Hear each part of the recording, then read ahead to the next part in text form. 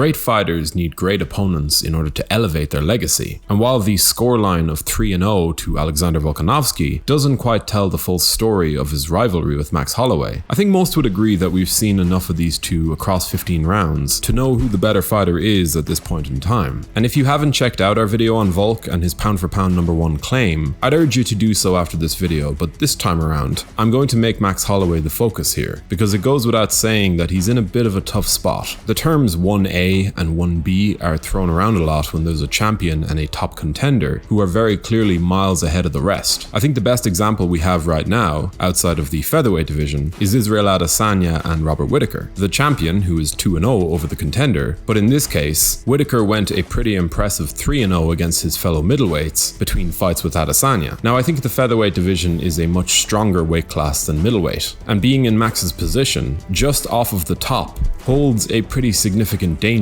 when you consider the strength of the rising prospects within that division, especially compared to middleweight. But I suppose my main question is one that involves this difficult crossroads that Holloway finds himself at. Sure, being 1B is all well and good, and prior to Volkanovski's rise, Max of course had a legendary run as both a contender and then later as a dominant divisional champion. But even though at 30, it would be easy to say that time is on his side, as statistically one of the most hit fighters in the sport, in sport's history, Holloway over the last few years, especially with his weight cut, always seems like he's on the verge of dropping off. I mean look, it's hard to know, and he is truly as tough as they come, but the dude unquestionably has miles on his tank. And looking at his options moving forward, the single best move for his future might also be the one that carries with it the most risk. Because while on one hand, he could just hang around at featherweight, beating contenders in the hopes of picking up some steam, forcing the UFC to make him a fourth fight with Volkanovski, and that might work in terms of him actually getting the title shot, but I would be concerned over just how much Holloway can improve and how much he can stave off his seemingly imminent decline relative to Volkanovski's own rapid pace of improvement. Max had 15 rounds to make a dent, and aside from the 2 knockdowns he scored in the middle fight, which obviously changed the scoring of those 2 rounds, it's not like he had any real spells of dominance or major momentum on his side. Yes, he did look good in spots, but 15 rounds is a long time for a fighter as cerebral as Volkanovski to get his reads. And yeah, it just looked like the longer he spent in there, the less danger he posed to the champion. On a quick side note, if you're enjoying this content and would like to stay up to date with all of our weekly uploads, be sure to subscribe to the channel that doesn't need 15 rounds to get the job done. You put us in there with Max Holloway at 145 for 5 rounds, he'd be subscribed and won. We also have a Patreon account, so if you want to help support the channel, there is a link in the description. Anyway, it's not like Max has major finishing ability in fights that he doesn't find his momentum in. It's not like he has a Hail Mary one-hitter-quitter shot. Indeed, he does have a great record of getting his opponents out of there, but it's usually a build-up of his pace and pressure that causes the long combinations that eventually spell their doom. And with Volkanovski, the main takeaway I had from that fight was that Max just couldn't get his game going, couldn't begin to build his usual pace, especially in that third fight. And I do think that the time has come for Holloway to really consider what the lightweight division might have for him. But don't get me wrong, it's not an easy sell, not at all. The issues that may present themselves at lightweight could well prove to be big ones. I see a lot of people boil Dustin Poirier's interim title victory against Holloway purely down to power, and while sure that was a huge factor, the read on that fight that is worrying for Max looking ahead is certainly that his own lack of power will make fighting in his own style quite difficult. Because while sure he has been able to assert himself over big hitters in the featherweight division, I just think that the step up,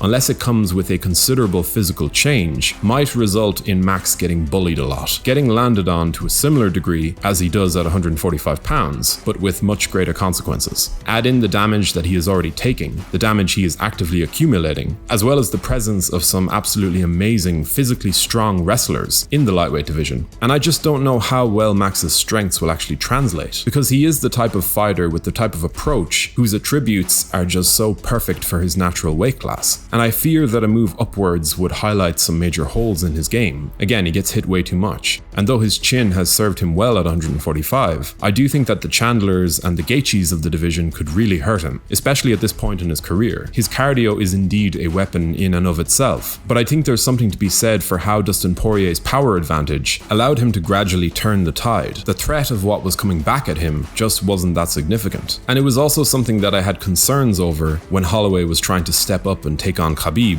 on short notice. Obviously, Max has excellent takedown defense, but I wouldn't call him a physical force. Guys like Michael Chandler, Islam Makhachev, Mateusz Gamrot Arman Tsarukyan. These guys have real physical presence, or at the very least, stellar technique combined with great leverage due to body type and frame. And while he's normally the longer guy at 145 pounds, Max just wouldn't have the length over these lightweights. It is also easy to forget that he only has a 69-inch reach, and while that is augmented by the fact that he's 5'11", he's never been a fighter who can use his frame to deliver mechanically perfect shots with major explosive power, think Michael Venom Page. So yeah, it's a tough position to be in, and realistically, I think a move to lightweight would warrant some time off beforehand, time to rest, recuperate, time to develop some muscle and readjust to that new frame, and see how it would perhaps affect his cardio-intensive style. And I think regardless of what he chooses, some time off would be good. Though I believe that Max will continue to fight at 145 pounds, at this crossroads, as much as I see many reasons why it might not work, I do think that after this long and drawn out and excellent run at the top of the featherweight division, perhaps Max Holloway would be wise to go back to the drawing board. But what do you think the future holds for Max Holloway? Will a move to 155 pounds bring him new prospects, or do you think that he will continue to ply his trade at featherweight, at least for now? Do let us know your opinions in the comment section below, and if you enjoyed this video, be sure to leave a like and a comment before subscribing to the channel so you can stay up to date with all of our latest uploads. Thank you for watching.